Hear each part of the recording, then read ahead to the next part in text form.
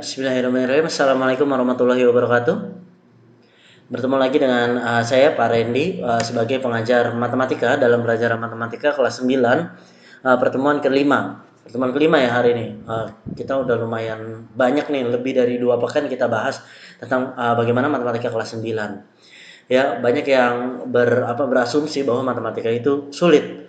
Ya, padahal ya nggak sulit-sulit banget, semua juga bisa dilalui. Namanya juga pelajaran itu ya alat untuk mengetes semangat kita, mengetes kegigihan kita dalam memecahkan suatu masalah. Ya, masalah di SMP sudah segini kalau nyerah, bagaimana nanti di SMA? Bagaimana nanti kalau kuliah? Apalagi nanti di dunia kerja. Makanya jaga semangat kita step by step tuh naik semangatnya agar masalah pun naik kita bisa selesaikan. Ya, hari ini kita bahas tentang bentuk akar, di mana pertemuan 1 kita bahas perpangkatan, pertemuan 2 kita bahas operasi bilangan berpangkat, pertemuan 3 kita bahas tentang notasi ilmiah, penulisan 10 pangkat yang nolnya banyak kemarin. Ya, lalu yang keempat kita bahas tentang kemarin suatu pecahan memiliki pangkat, misal setengah pangkat 3, setengahnya ada 3 dan lain-lain. Lalu ada bilangan bulat yang pangkatnya pecahan. Hasilnya adalah akar kemarin kan. Nah, akar itu diperdalam lagi di pertemuan hari ini. Nah, untuk mengawali pertemuan hari ini kita ucapkan basmalah, bismillahirrahmanirrahim. Mudah-mudahan kita diberi kecerahan dalam memahami materi hari ini. Ya, materi bentuk akar sendiri adalah lanjutan dari perpangkatan. Ya, mudah-mudahan bisa next nanti di SMA juga kita akan perdalam lagi. Ya, mungkin gurunya bukan saya tapi nanti materinya akan terus berkembang. Ya, kita sebelum masuk ke materi saya ada sedikit quotes ya atau sedikit ucapan atau tulisan yang bagus menurut saya.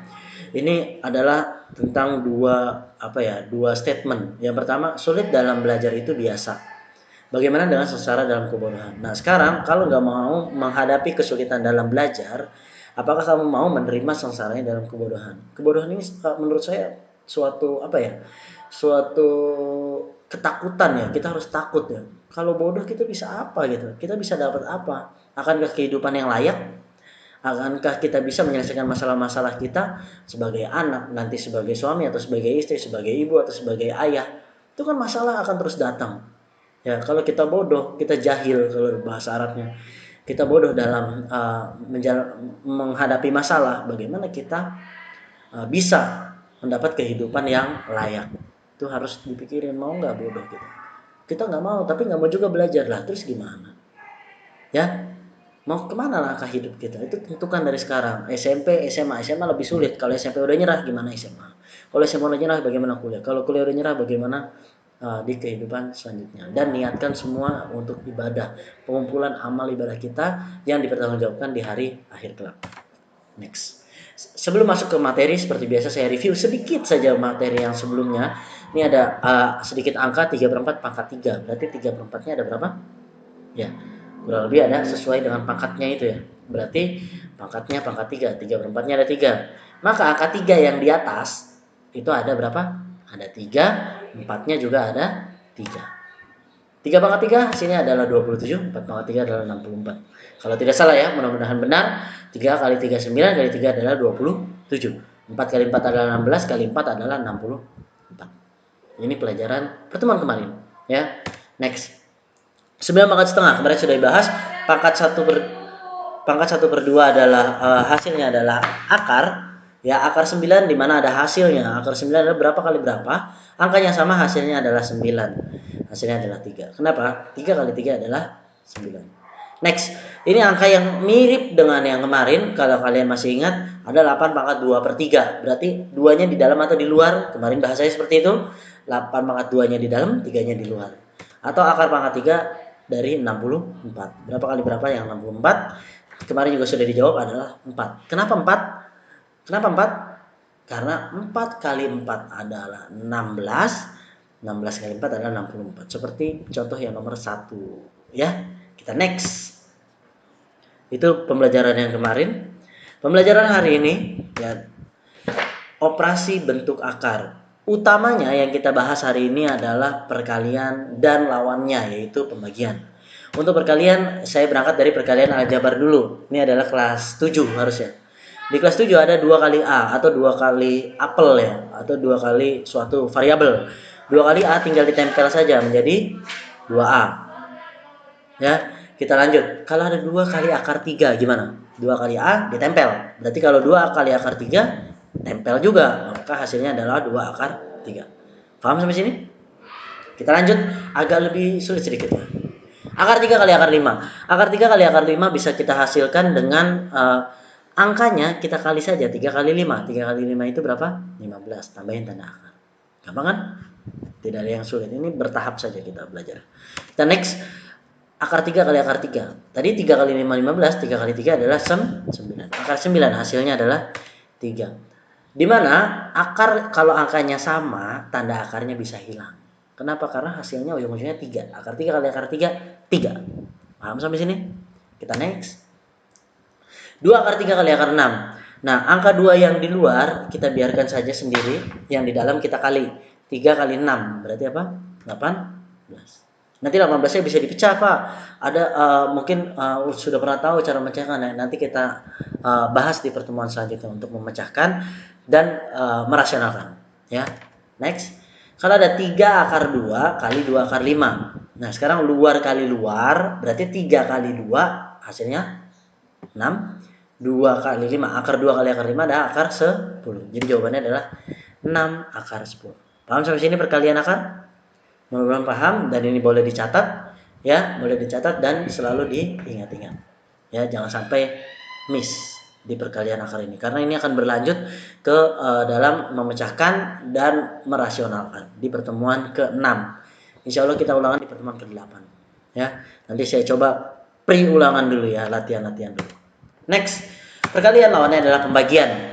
Pembagian dalam akar, saya contohkan di sini angkanya yang mudah-mudah dulu, 60 bagi 5. Tinggal dalam bagi dalam, 60 bagi 5 adalah 12. Paham ya? Kita lanjut. 4 akar 30 bagi akar 3. Yang dalam sama dalam. Kalau luarnya nggak ada temennya, diemin aja. Berarti 4-nya diem. 30 bagi 3 adalah 10. Jawabannya 4 akar 10. Kita lanjut. 12 akar 15 bagi 3 akar 5. Luar bagi luar, dalam bagi dalam. 12 bagi 3 adalah 4. 15 bagi 5 adalah 3. Berarti 4 akar 3. Paham sampai sini? Next. 3 akar 2 dibagi 15 akar 6. Ini mulai agak ribet ya. Pembagian kalau agak ribet, saran saya adalah ubah ke dalam bentuk pecahan. Yang awal jadi pembilang, yang bawah jadi penyebut. Ya. Nah, sekarang 3-nya bisa dicoret dengan 15. Jawabannya adalah bawahnya 5, atasnya jangan lupa tulis angka 1. 2 dengan 6 juga sama, dicoret. Bawahnya, atasnya boleh tulis 1 langsung, bawahnya tulis 3. Tinggal kita kali, 1 kali 1 adalah 1, yang bawah 5, akarnya masih ada, akar 3. Kok yang atas akarnya hilang? Di situ kan akar 1 adalah 1. 1 per 5 akar 3. Nah, itu akan dirasionalkan dan kita bahas di pertemuan selanjutnya. Kenapa dirasionalkan, Pak?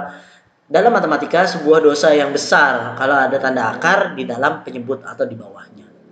Ya, mudah-mudahan ini bisa dipahami dengan baik di pertemuan yang singkat ini. Tolong diulang-ulang, dicatat lagi dan dipahami lagi.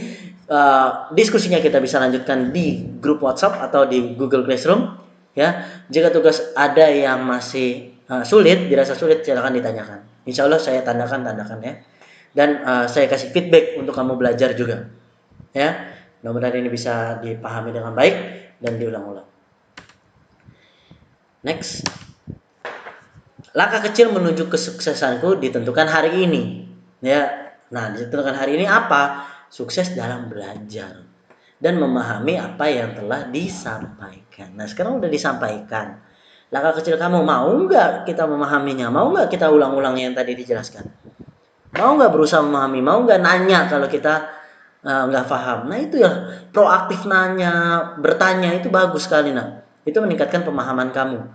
Ya, mungkin Pak Randy jelasin terlalu cepat atau gimana, Pak, ini online, ya nanya di WhatsApp lah atau di video, ya terserah. Nah, dari kemauan-kemauan itu akan dibukakan jalan dan untuk memahaminya. Ya, kalau kamu nggak mau bertanya ya susah. Ya, ya udah, kalau udah stuck nggak ngerti aja, ujungnya ngandelin orang lain, berbuat tidak jujur, dan itu harus kita jauhi. Itu bukan sifat-sifat orang yang sukses di dunia maupun di akhirat. Di dunia aja nggak sukses, apalagi di akhirat. Ya, siapa sih yang nggak suka orang jujur, ya kan? Siapa yang nggak suka orang yang semangat dalam menjalani hidup? Suka nggak orang yang cemberut aja, murung aja kan nggak suka kan? Nah itu tunjukin di matematika juga gitu. Ya ini matematika ya alat kecil saja lah dan pelajaran-pelajaran lainnya. Alat kecil saja untuk menunjukkan jati diri kamu. Kamu bisa nggak jadi orang jujur? Kamu bisa nggak jadi orang sukses? Nah itu yang ditunjukin. Ya, semua orang jujur, orang sukses, orang yang semangat, gitu, orang yang proaktif pasti bisa mau masalah apa, mau pelajaran apa itu bisa. Ya sekarang kita mau apa enggak. Nah itulah langkah-langkah yang nentuin kamu sukses apa enggak. Ya, kita next. Nah, ini beberapa step yang Mister tawarkan. Yang pertama adalah gunakan semangatmu menggapai kesuksesan dalam mengerjakan tugas. Ini mengerjakan tugas langkah kecil, ya. Masih banyak langkah-langkah selanjutnya. Gunakan kejujuranmu dalam setiap langkah hidupmu, maka kamu akan beruntung. Nah, udah semangat harus jujur, jangan semangat taunya tidak jujur. Itu juga banyak yang tidak. Manusia aja nggak suka, apalagi Tuhan. Yang ketiga adalah serahkan hasil kerja kamu kepada Allah ya, bertawakal. Kalau kita udah berusaha memecahkan masalah matematika, bahasa Arab, tajwid dan lain-lain, hasilnya kita serahkan kepada Allah Subhanahu wa taala. Ya, yang jelas udah usaha maksimal belum? Insya Allah usaha kita atau hasil tidak akan mengkhianati usaha kamu. Ya, pun masih hasilnya masih ya masih standar nggak apa-apa, yang penting jujur itu usaha kita dan kita mau berkembang lebih baik lagi. Next, wah ada good news. Good newsnya adalah tugas akan terbit segera di Google Classroom setelah kalian menonton video yang ini ya. Video ini tugasnya akan terbit di Google Classroom dan silakan dikerjakan. Yang terakhir, ya saatnya menguji pemahamanku dalam pengerjaan tugas. Nah, tugas ini hanya menguji pemahaman kita, kemauan kita dan semangat kita. Ya, saatnya menguji kejujuranku. Nah, kejujuran kamu diuji di dalam tugas ini ya, dalam menyelesaikan tanggung jawab sebagai siswa dan menggapai kesuksesanku di hidup ini. Jadi langkah ini kecil, ya tugasnya kecil, nilainya juga mudah-mudahan nggak kecil kalau nilainya. Tapi itu adalah apa namanya bukti dari kamu tuh orang yang bertanggung jawab, kamu itu orang yang jujur dan kamu tuh orang yang semangat tidak menyerah pada masalah-masalah kecil seperti ini. Next. Ya, terima kasih untuk pertemuan hari ini. Mudah-mudahan kalian lebih paham lagi dan lebih semangat lagi dalam mengerjakan tugasnya. Dan kejujuran itu sangat penting. Itu menentukan langkah-langkah kesuksesan. Terima kasih yang sudah menonton video ini. Mudah-mudahan bermanfaat. Jangan lupa like, subscribe, dan komen untuk kehadiran ya, untuk kehadiran kalian dan kumpulkan tugasnya dan saran dan kritik di pembelajaran kita. Terima kasih. Assalamualaikum warahmatullahi wabarakatuh.